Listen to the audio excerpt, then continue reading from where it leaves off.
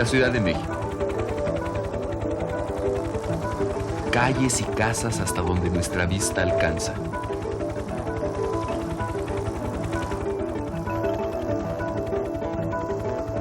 Ante esta gran mole de asfalto y concreto, es difícil creer que la llamada Gran Tenochtitlan se encontraba sentada en un lago.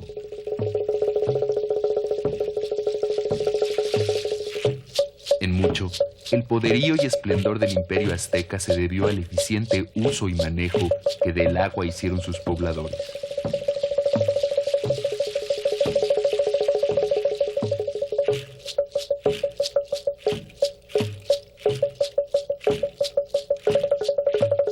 Con la llegada de los españoles y el establecimiento de la colonia, la ciudad empieza a modificarse.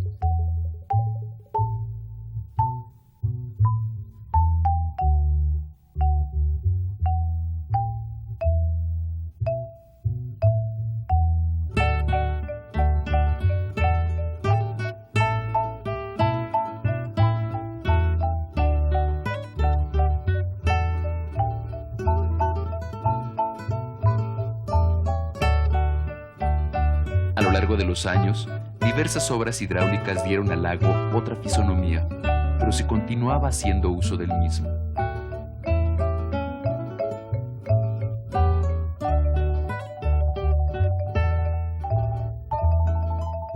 Todavía a finales del siglo pasado existía una amplia red de canales en la ciudad, por los que muchos productos agrícolas llegaban a los mercados por canoa y otras embarcaciones. No es extrañar que fuesen precisamente los canales una de las cosas que más llamaron la atención de los enviados de los hermanos Lumière cuando hace 100 años hicieron las primeras filmaciones aquí. Increíblemente hoy, a más de 500 años, es posible tener una idea del México prehispánico en una de las pocas zonas lacustres que sobreviven en la Ciudad de México, Xochimilco.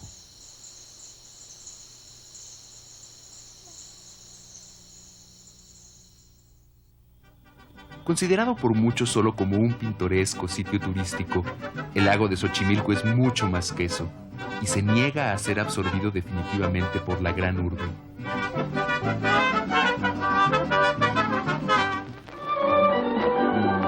Sabes, ya no es lo que era antes.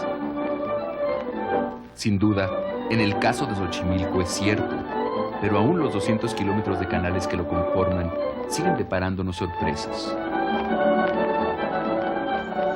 En el origen está el agua. La aparente calma de la superficie contrasta con la lucha por la supervivencia que tiene lugar bajo el agua. También aquí los vegetales son la fuente primaria de alimento. Gracias a la clorofila, las células de algas y plantas acuáticas son capaces de obtener la energía del sol para producir sustancias nutritivas. De ellas dependen un verdadero universo de microorganismos.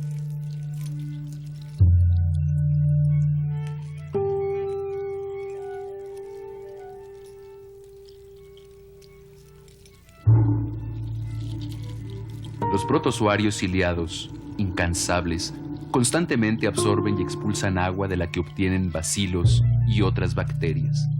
Las vorticelas, aunque no se desplazan, con su corona de cilios generan un remolino con el que, cual verdaderas aspiradoras, arrastran el alimento a su interior. Pero los protozoarios a su vez son el alimento principal de animales más grandes, como este nemátodo que busca afanosamente a sus presas.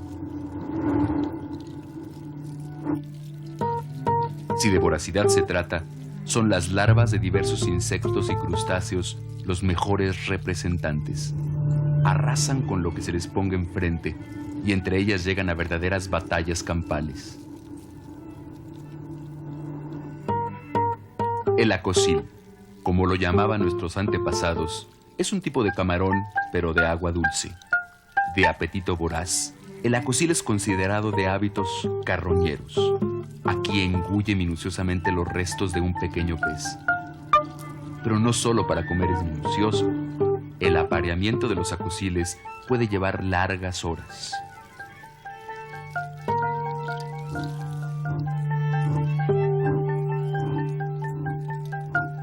El macho deposita su semen en un receptáculo de la hembra. Después de la cópula, la hembra expulsa los huevecillos que al pasar por el receptáculo seminal son fecundados.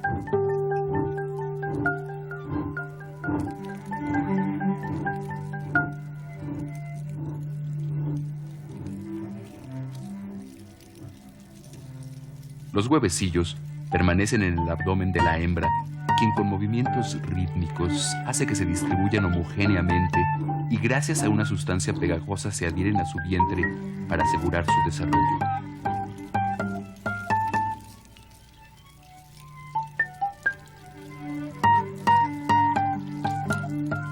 La mayoría de los pequeños acociles servirá de alimento a otras larvas, pero algunos sobrevivirán y llegarán a la edad reproductiva para volver a iniciar el ciclo. Pero llegar a la edad adulta tampoco le asegura una vejez tranquila. El acocil es el manjar predilecto de este singular habitante de las aguas de Xochimilco, el ajolote.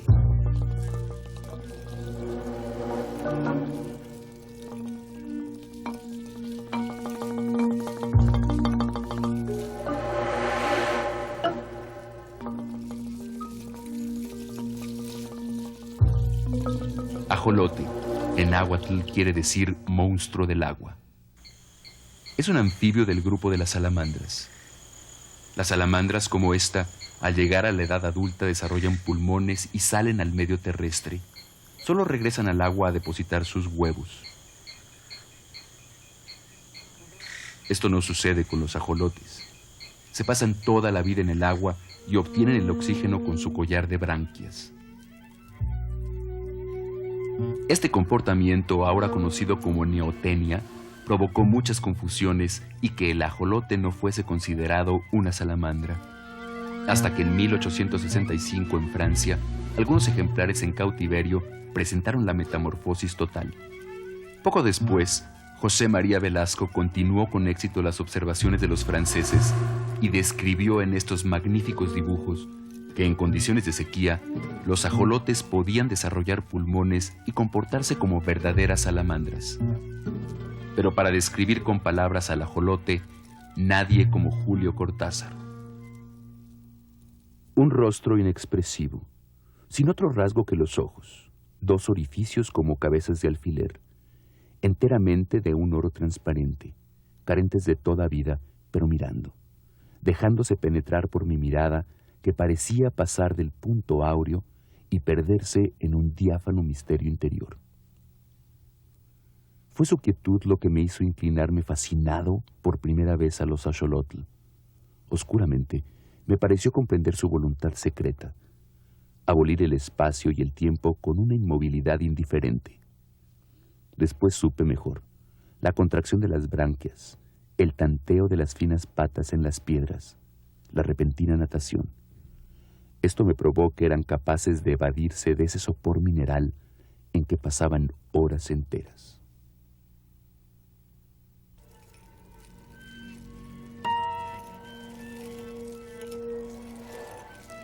La reproducción de los ajolotes no es fácil de observar.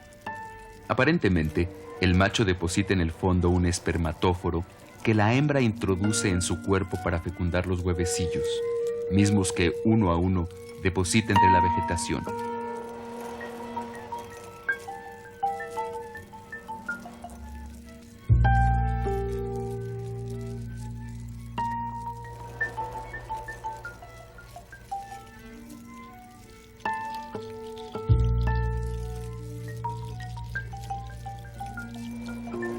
Poco a poco, van desarrollándose dentro de estas cápsulas hasta que salen con características similares a las de sus progenitores para continuar su crecimiento.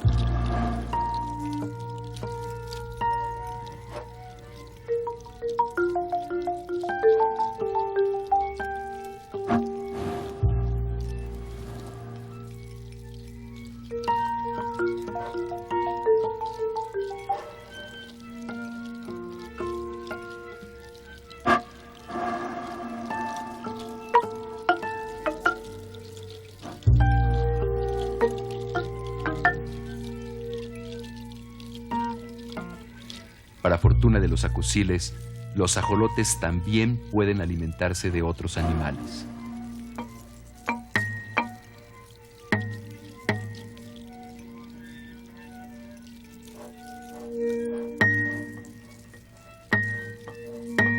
Otra peculiaridad del ajolote es su gran poder de regeneración. Son capaces de hasta producir un nuevo miembro si por alguna razón lo han perdido. Pero no hay ajolote que pueda regenerarse por completo. Y para las culebras acuáticas que abundan en Xochimilco, el ajolote es un preciado bocado.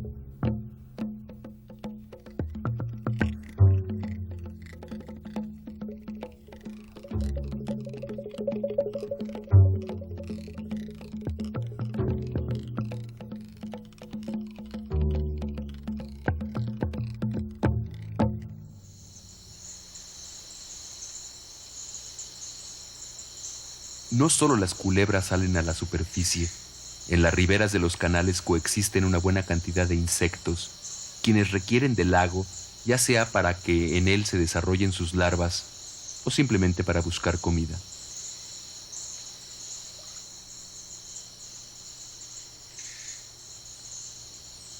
Lo mismo sucede con arácnidos y otros anfibios para los que el lago es vital.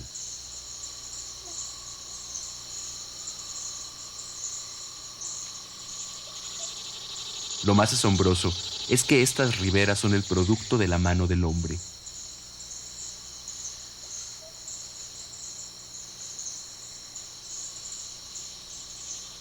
Aprovechando los recursos que estaban a la mano, nuestros antepasados crearon un ingenioso sistema agrícola que proporcionaba una fuente constante de alimento, la chinampa.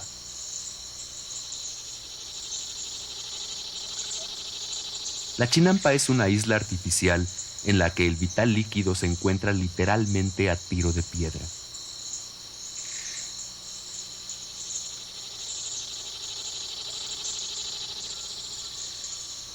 Y del fondo del lago se obtiene un lodo rico en nutrientes que asegura que la cosecha sea un éxito. Todavía hoy en día es posible ver prácticas prehispánicas para el cuidado y el mantenimiento de la chinampa.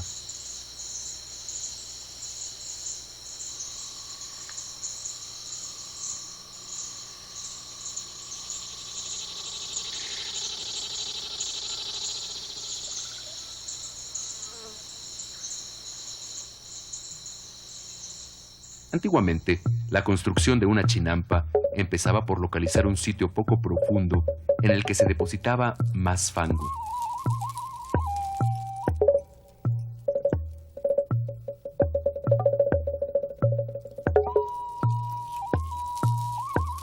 Con tule y otras hierbas se conformaba una capa a la que encima se le ponía más tierra.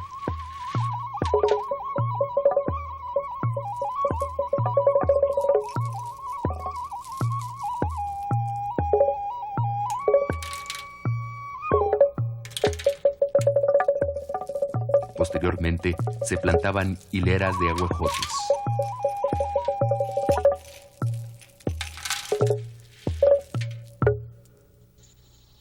El ahuejote es un tipo de sauce nativo de México. Sus profundas y amplias raíces conforman una red que permite que la chinampa esté fija y no se desintegre. Su follaje en forma vertical no produce mucha sombra, pero a la vez protege el cultivo de fuertes vientos y granizadas. Además, por si fuese poco, de su madera, resistente a la humedad, se podían construir diferentes artículos de labranza.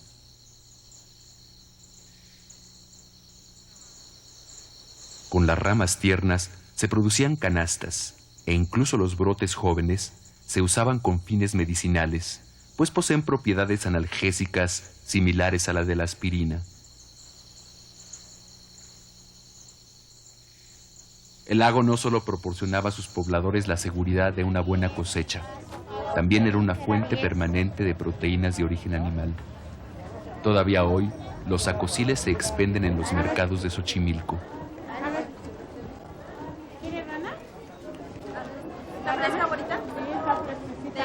Ranas y ajolotes preparados en diferentes formas continúan siendo un platillo apreciado por muchos lugareños.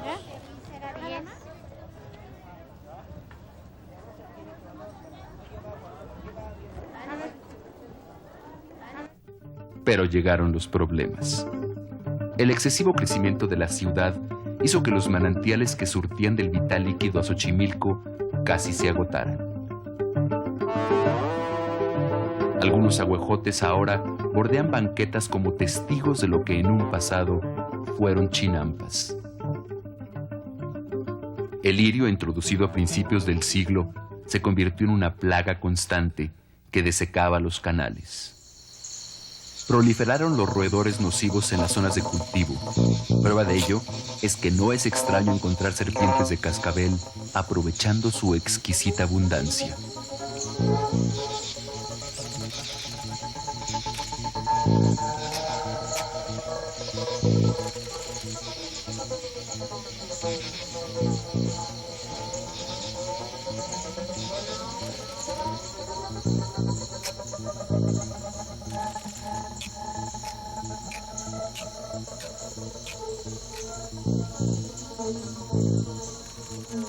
Había que detener el exterminio. Con el concurso de sus pobladores, orgullosos de su pasado y tradiciones, en 1987, Xochimilco fue declarado por la UNESCO Patrimonio Cultural de la Humanidad, iniciándose el proyecto Rescate Ecológico de Xochimilco.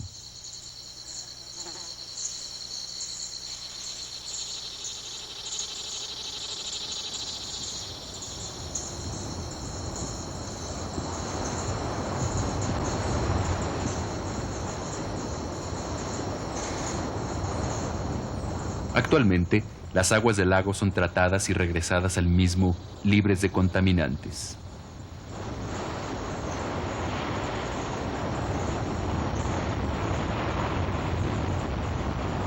La lucha por controlar el lirio es infatigable.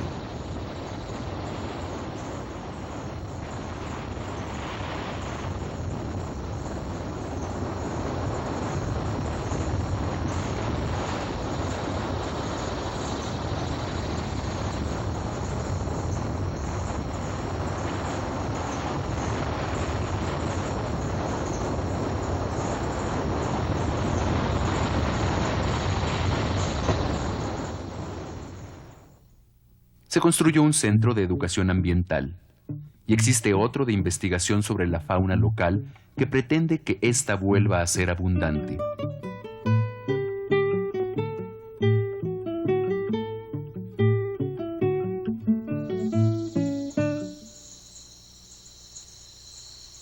Una forma de darnos cuenta que algo se está logrando es el incremento en el número de aves en el lago.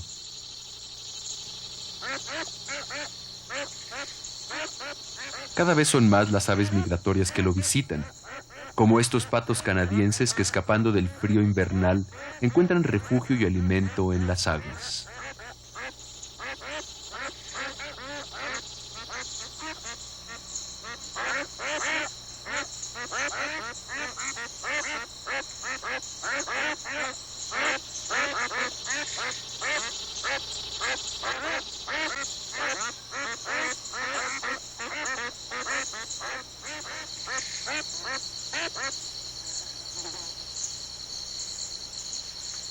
Asimismo, han aumentado las que lo habitan permanentemente, como la gallareta, que encuentra los recursos necesarios para hacer su nido.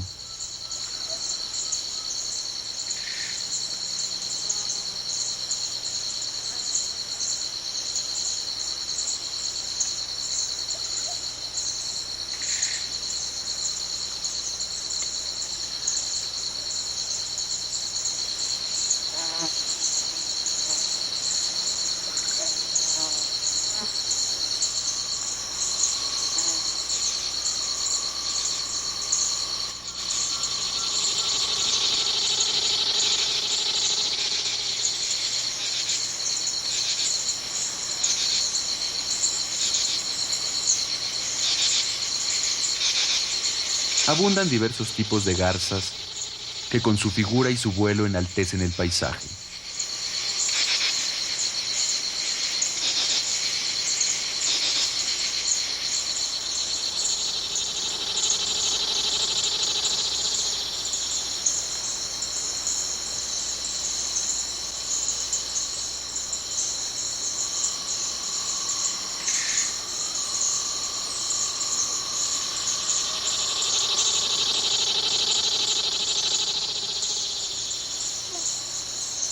El lago provee y cada tipo de ave se las arregla para obtener alimento.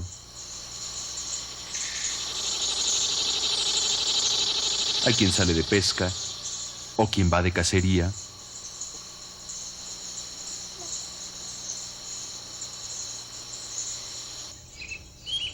Otras que en grupo comienzan el día con un buen plato de cereal.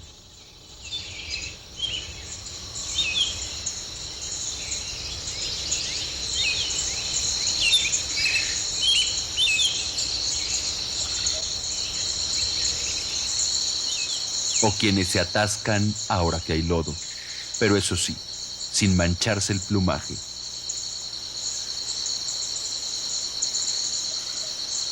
U otros que sí se lo manchan, pero que es impermeable. No, ya no es lo que era antes, cuando Xochimilco podía surtir de legumbres a toditita la ciudad. No, ya no.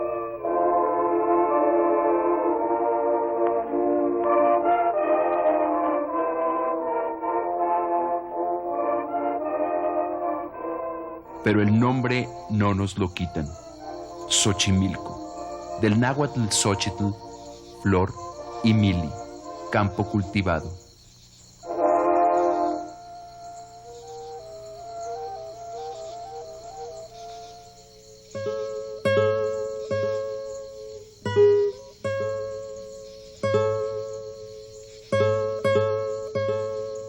Aunque también llega mucha de fuera, las chinampas continúan produciendo flores en gran cantidad para su venta en los diversos mercados de flores que hay en Xochimilco. No creo que haya otro lugar en el mundo que ofrezca la cantidad y variedad de plantas con flores que se expenden aquí.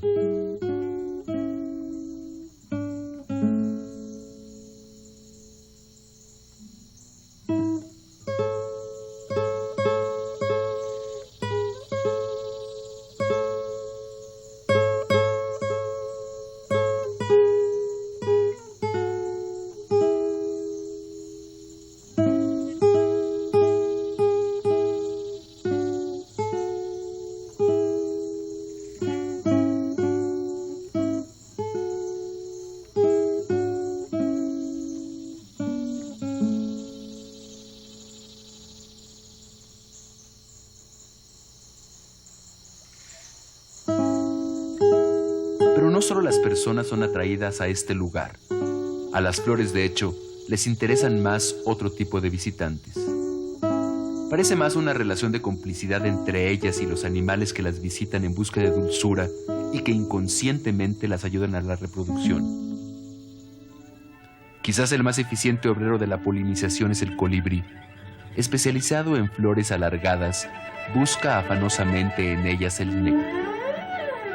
De su pico, tan grande como el resto del cuerpo, saca una lengua con la que a manera de popote succiona el néctar.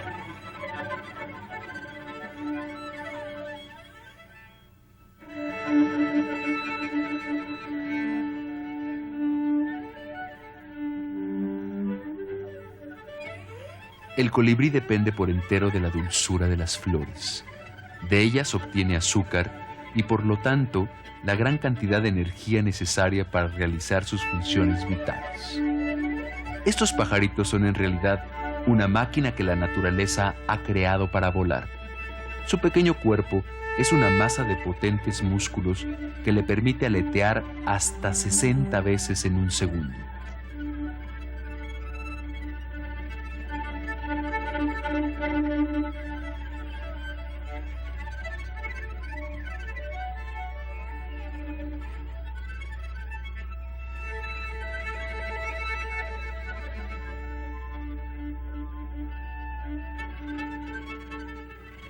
es necesario retardar 100 veces su movimiento para poder distinguir sus alas con alguna claridad.